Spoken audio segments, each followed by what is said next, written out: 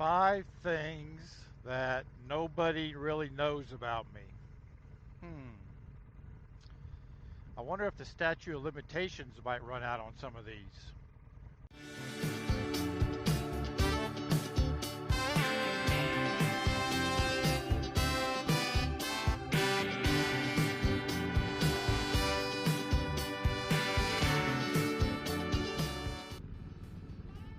So Harley Gurl the other day did a little challenge, and I kind of half volunteered myself for it, and then she full ass went ahead and challenged me directly, and it was on doing naming five things that most people don't know about you. And I think this one's been done before many a time, but we all have a lot of new viewers out here, so I thought, well, I'll go ahead and give it a try.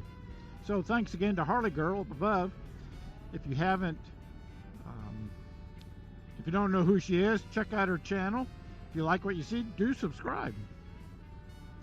So here goes Bob. What's up, Bob's five things that most people don't know about me. Now, Chopper Fett, he probably is going to know some of these, and maybe he don't, but here goes. First one. I was married at the ripe old age of 18 back in 1974, so you can kind of do the math and kind of figure out how old you think I am.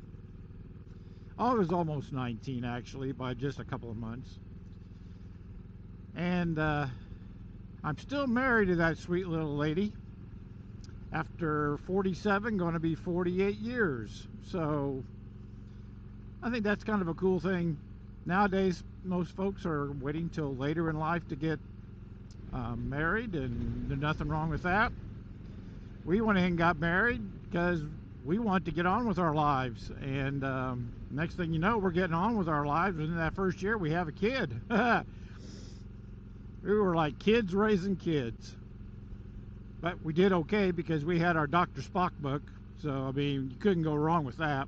Nowadays if you had a Dr. Spock book, hell, they would tell you not to do most of the stuff that's in the Dr. Spock book, right? So anywho, that's the first thing. Married at 18.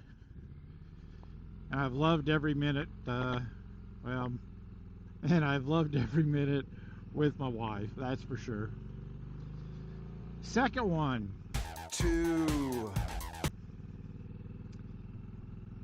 So my first job out of high school, I went to technical school for 9 months to learn TV repair.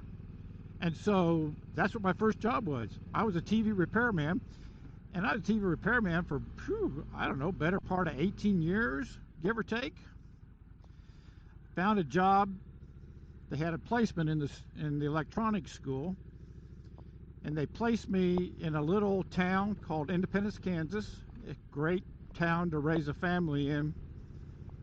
About 10,000, 12,000 people, and I worked at this little mom and pa TV repair shop, and they thought I just knew so much, and I didn't know shit.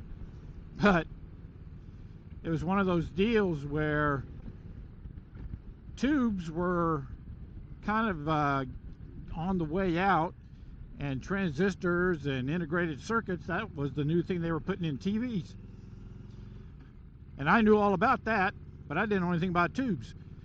So they give me a box full of tubes. They have me go out and fix some TV at some lady's house. And it's like, I don't even know what these little glass things are.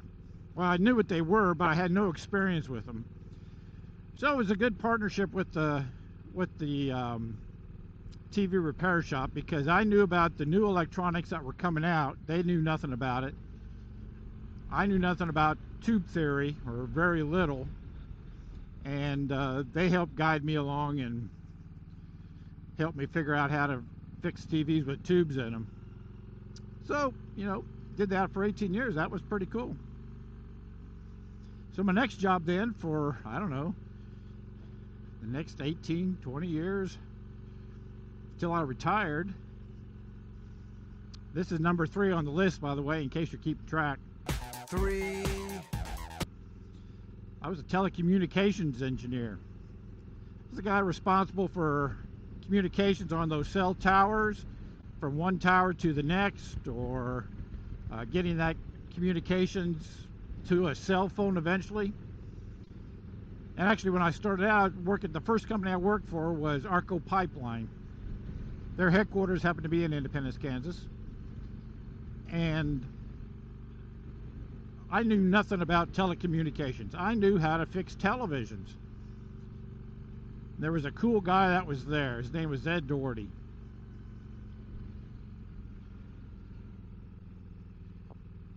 And go ahead. I got you. Go ahead.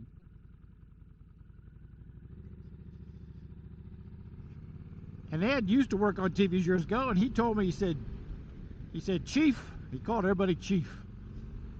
He said, Chief, he said, if you can fix a TV, you can do this telecommunications work, and we can train you. But there's one caveat. You're going to have to pass the FCC telecommunications test. And it was very difficult at the time. I didn't even know what they were wanting me to, what's just a test?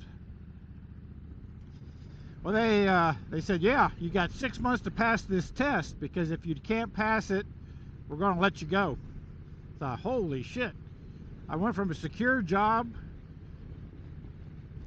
providing for my wife and 3 kids, and now I'm going into a job where if I don't pass this test, I'm a goner. Chopperfest's got a similar story with his job. He'll have to tell you about that one sometime. So anyway, they put me on the night shift at this telecommunication, or at the Arco Pipeline, and that's what I did majority of the time to stay awake during the middle of the night, was study for the test. And sure as shit, I took the test and I passed.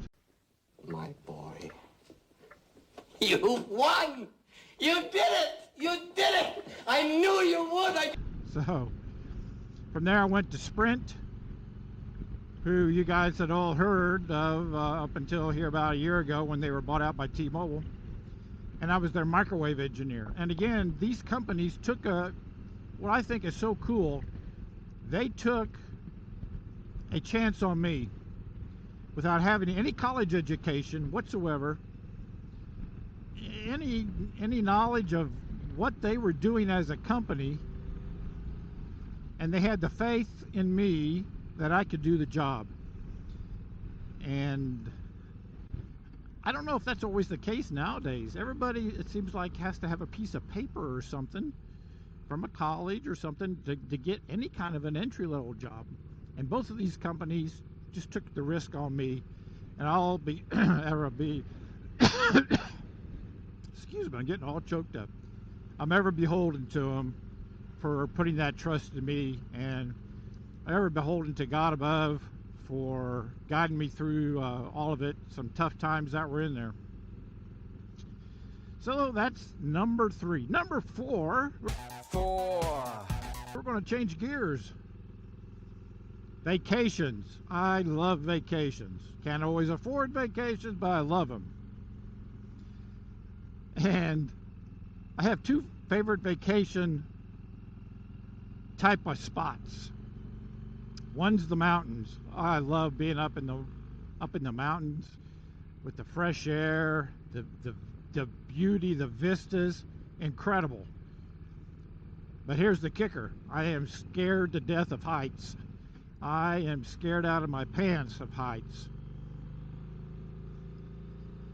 So why do I like to go there? I don't know, but driving through the mountains, some of the little mountain pass roads, I about drop a deuce in my pants sometimes, I do believe. And some of those hairpin, turnaround kind of switchback kind of roads. But I love being in the mountains, though. So the other place where I like to go is the beach. Love the beach. Ever since I saw the movie Jaws with all the people at the beach, I thought, wow, that looks pretty cool.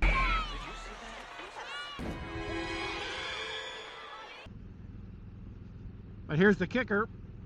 I can't swim a stroke. Maybe 2 or 3 strokes and then I would sink like a rock. I can remember taking lessons as a little 5, 6, 7-year-old kid at the city pool, and I just could not get the hang of it. I'm terrified of water, and I am pretty much to this day. I love to sit on the beach, toes in the sand. You know that song, cold beer by my side. But I can't, and I'll go wade in the water. But I tell you what, if it's above like waist high or whatever, yeah, and I start getting kind of fidgety. So that's another one of those things. And here's number 5. I mean, you're not going to believe this one, but it's the truth. I'm an introvert. I said introvert, not extrovert. I'm an introvert. I'm real uncomfortable around people. Can't say I don't like people. People are fine, but my preference is just not to deal with people. And so what's been good has been this YouTube channel, because the YouTube channel kind of lets me be somebody that I'm not really am, or really not that I'm really not. So for example, you see all those rants. Yeah, I've got a bit of edge to me. You can ask my wife or my kids, they'll tell you that I do, but that's not really me. Get behind the camera and I just become kind of a different person that is not really me. I don't, I'm much more comfortable. So that's, I don't know if that's a good thing or a bad thing, but now if you get me in a crowd and I've got 3 beers in me, I can be the life of the party. I bet that doesn't surprise you any. Anyway, that's my 5 things that maybe you did or didn't know about What's Up Bob. And I probably got another 50 to tell you, but I'm stopping at the 5, just like Harley Gurl wanted me to do in the challenge. So anyway, hope you enjoyed it. I'm not going to challenge y'all. If you all want to do this, I think it'd be kind of cool. Again, you may have done this years ago when you first started doing this stuff, and you've got a lot of new viewers, a lot of new subscribers following you now that maybe would like to know these things about you guys, gals, a little bit. So, till next time, this has been What's Up Bob saying, We'll be seeing ya. Take care. And move around, fill your brain and body, and have some fun. Exercise and count backwards from 100 by ones.